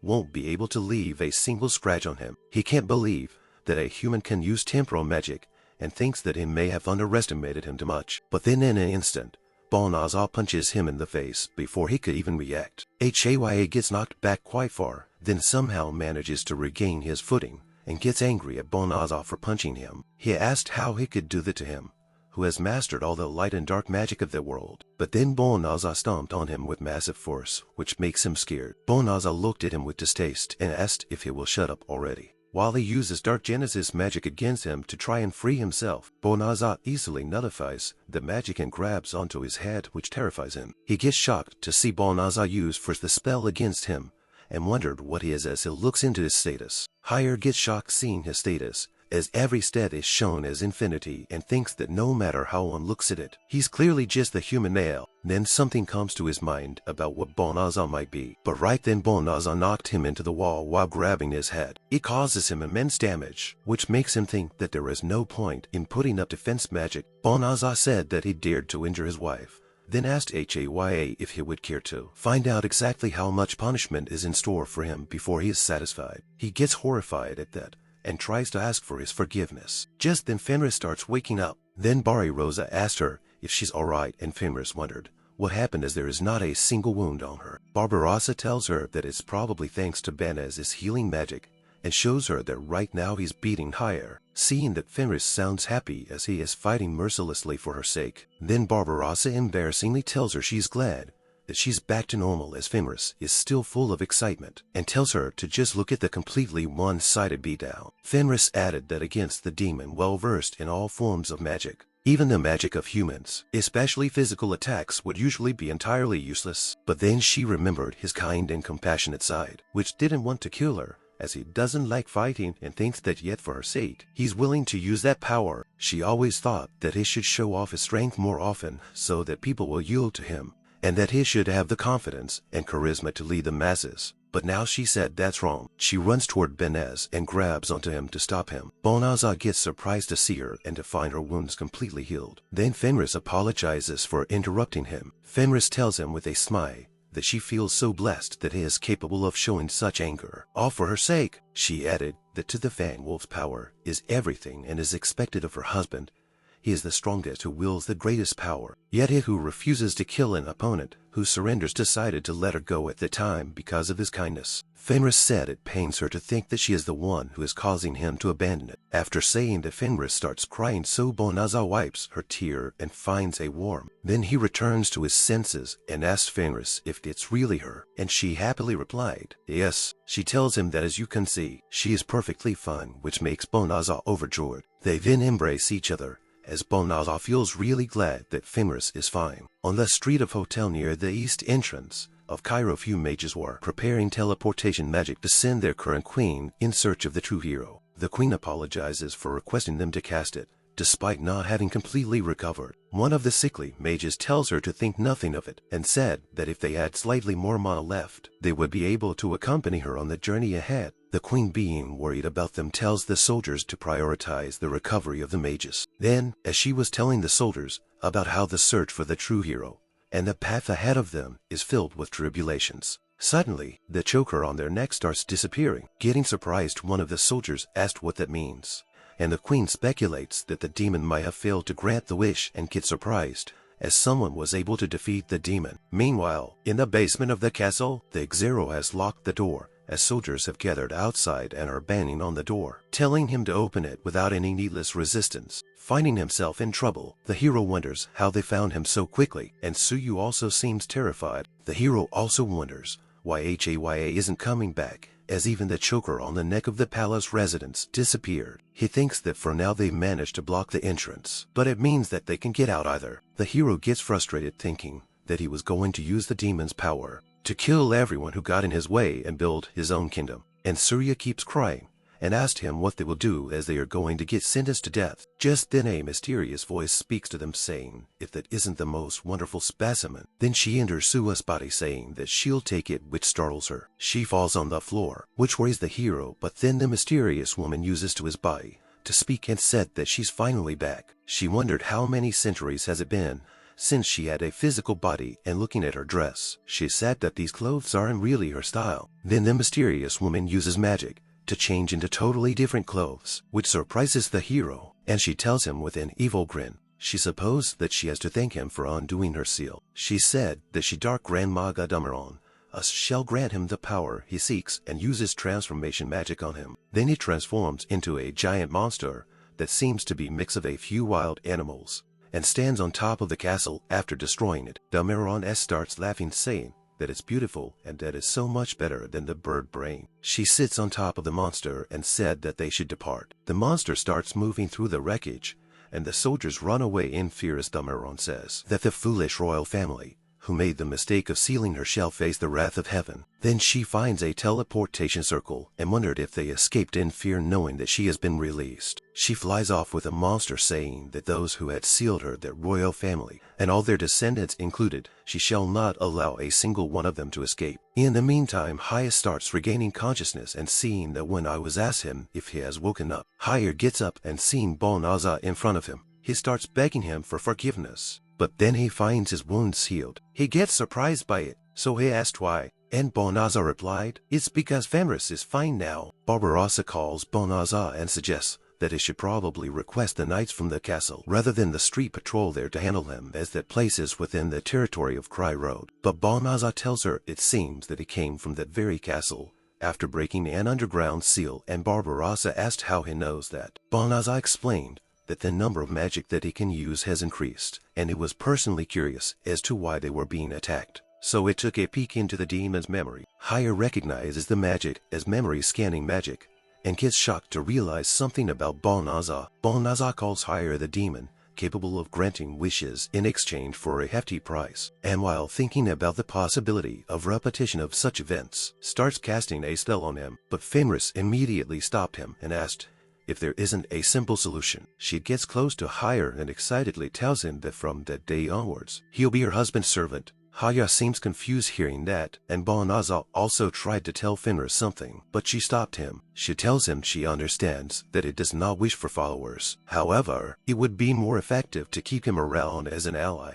That way, even if something were to happen, they can deal with it immediately. Banaza said that her arguments have definitely gotten more convincing, but her real objectives are showing. Then Fenris tries to reason with him, saying that nothing beats having a strong group. Hearing that because it tells her that she's actually right. And it's not like he's never thought about that, but he asked if she's okay with that, as they're talking about someone who's caused her great harm. Then Fenris tries to act frustrated, and Banaza tells her that she doesn't need to force herself. Fenris said that she's seriously frustrated, but she has only her weakness to blame for getting beaten by him. Both Banaza and Barbarossa get surprised to hear her say that. Then Banaza tells Haya that if Fenris herself says so, then it wouldn't be right for him to keep holding his grudge either. He brings his hand forward and tells her to take it, if he promises to never take another life, and he'll forgive him for whatever he has done before. Haya thinks about the options before him, to live under constant supervision, or to be sealed again, and asked Banaza if he is asking him to choose. Banaza explained, it's just in case if that is also counted as a wish after all, as he wouldn't want to deal with the aftermath, adding that it's his decision. Haya thinks that it's almost as if he's a completely different person from before and wonders if they just lost all intent in exterminating him. He thought that as humans are incapable of letting go of their desires and grudges easily, they would go to extremes to fulfill their wishes, and he had long accepted that it is simply how they are. But Haya finds the current situation fascinating, as it takes Banaza's hand and calls him a mighty being and this surpasses a filio. He further calls him the one who holds all power in the world, and said that what he wishes for him, what he will accomplish. He wishes to be there to bear witness to it. Then he introduces himself as Haya, the one who governs the origin of light and dark magic, and said that henceforth he pledges his body and soul to his service. Banaza tells him that he'd like to apologize for going too far and requests him to accept the healing as his reparation to him. But Haya tells him that he shouldn't, as he is the one who should be thankful for his kindness. But then he said that for the time being, he would like to exterminate the intruders who dare to intrude upon his peace. As he creates a large concave shield, he grabs the soldiers who came flying toward them and drops them safely. Then asked Banaza if he may have permission to do that. They get shocked to see them falling from the sky, and Fenris wondered if they are from the Kreiroad castle, thinking they already found them. But Haya said that's not it. Just then the huge monster lands on some of the houses near them, causing destruction, then making the people in the city panic. Banaza gets worried, seeing that, and Haya tells him that it's not a monster, but a mere human, and the girl sitting on his shoulder seems to be the one who caused such a transformation. Haya informed that she is Dark Grand Maga Dama and is the apricot who once ruled as the strongest Maga in all of Kreiroad, someone who dabbled with the forbidden dark magic of fallen Maga. He added that she was executed by the hero at that time, but her soul still remained after her body was destroyed, which they sealed in the pedestal beneath the sword, which housed him. Haya said it appears that the recoil from undoing this seal may have caused her sealing to weaken, allowing her to resurrect herself, and hearing that Fenris said that, in other words, it's Haya's fault. Then he says that most fault lies with humans, who weren't able to seal her without his sword, than the idiot who released her. And then he supposes that rest is his fault, while Banaza tells him now is not the time for that. Banaza said that he has his permission, and he wants to prioritize the rescue of the people, so he'll leave the monster to him, and Haya replied that he understood. After that, but as it tells Barbarossa to take care of the soldiers, and calls Fenris to go with him, to assist with the evacuation of the residents. As they all start moving, Damarons marks the queen by saying that it's time for her move, and the fools who protected her have been whittled down to the last man. As the guard tries to protect the queen, the Maga asked if people call it a life or death situation. Being scared, the queen calls her the witch, who commands the beasts of the dark, and shockingly said, so she has been revived. Seeing that Damat and us puts on an evil grin, and said that's a great face she's making. Then the monster proceeds to stomp on the queen and the guard, as Damaron has said that unfortunately she had enough of playing around. But right then the monster gets stopped by a powerful attack and roars in agitation. Finding out that Haya did it, Damaron gets frustrated and tells him it seems that he intends to stand in her way. Hia tells her that he doesn't know if it counts as an obstruction, but he has come to eliminate the insolent fool who dared to lay waste to his master's community. Then Damaron starts laughing, saying all he has done is fail despite having the power to grant wishes, and asked if he's saying that he's been corrupted by humans, and if that's all there is to the power of the demons. Then she throws a magic attack at him, but he easily deflects it with a swipe of a finger, which shocked the witch. Haya tells her that against him, any and all Kreiroadian magic has no effect. He explained to the witch that therefore she will not be a match for him no matter how much she may try. Then Damaron has asked him if that is so as the monster jumps on top of them. Haya prepares to block the attack, saying that it's so simple as she's using brute force when magic fails. But then Damaron has also shoots magic at him, called Fire Lance Noir. Even after the witch throws attacks from the directions toward Haya, he easily manages to deflect them and knocks back the monster using with magic. Damaron gets hurt by that and becomes even more frustrated, as she said that even magic and direct attacks together won't work. After this she starts casting another powerful magic, saying that even against the demon for her Damaron,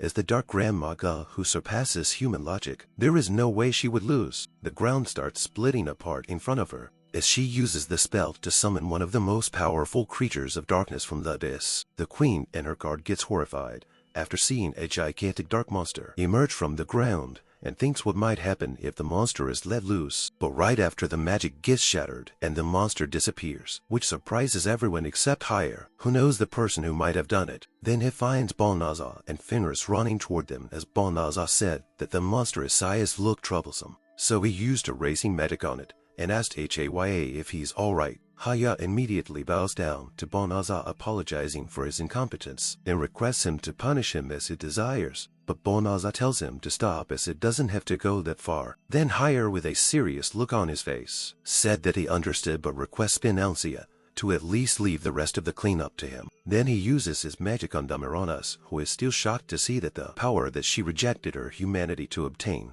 was so easily dispelled by a human. The witch starts warping, leaving to Ya and the hero how they were before. Then Haya tells Damaron as to be honored, because he shall grant her eternity as his own flesh and blood, as he swallows her soul. Seeing that, Banaza gets surprised and asked him if it's okay for him to swallow that, and Haya replies by saying indeed. He explained that it tore from the body of the girl she was possessing and sealed her within his spiritual world. He added that this is his power as one who was previously the strongest magician, and as long as it's for him, he shall exercise his power to its fullest. Then Fenris, with a smirk on her face, tells Haya that he really does get it, and Haya replied that fear is playing a part too. And seeing that, Banaza gets embarrassed. After that, Banaza tells Haya since the fighting is over, he would appreciate it if he restored the townsfolk, and that they should return once he deals with the injured and finish the repairs. Then Banaza thinks about using time manipulation magic, as he was able to heal Fenris with it. But Haya tells him to wait. He said that recklessly using time magic like that is dangerous, and suggests Banaza to refrain from using it a second time. Banaza asked him if that is so, and Haya replied by saying yes, and explained that the magic only affects the time in its area of effect, but at the border with unaffected time, unpredictable accidents become extremely common. Haya said that when he uses it, the magic is restricted to only the space around him,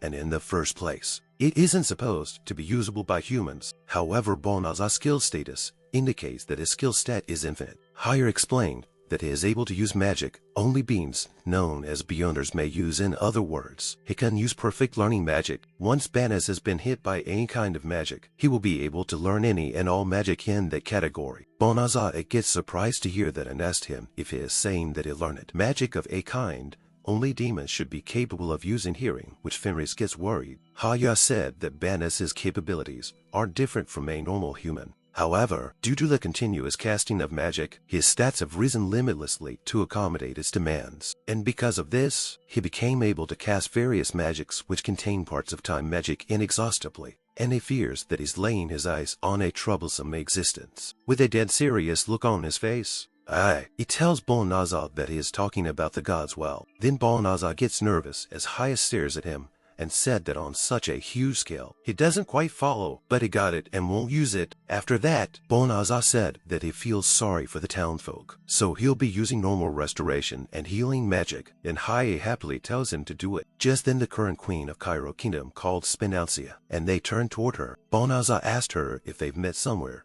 and immediately Haya tells her that she's the first princess of Kreiroad. Then she introduces herself as the crown princess Elizabeth Kreiroad. After that, she bows down to about Banaza and tells him that she would like to express her deepest gratitude for saving the kingdom, and as the current supervisor of the country, on behalf of the previous rulers and heroes up until now, she apologizes to him for the disrespect they have shown. Hearing all that, Banaza tells her that won't be necessary, but then realizes her saying the heroes before him. Then the queen said that she would like to extend an invitation to the castle to him, the true hero. She explained that the blonde hero has been relieved of his duties due to his repeated misbehaviors, and now as there is no one to embody the people's hopes, she begs him to take that role. But Banaza tells her that such a role should go to someone who, for the sake of humanity, is able to wield his strength without hesitation, but it doesn't believe that he himself is qualified. In the first place, he thinks something like a hero isn't even necessary, and also that he's still best suited to his current lifestyle. Later that night in their house,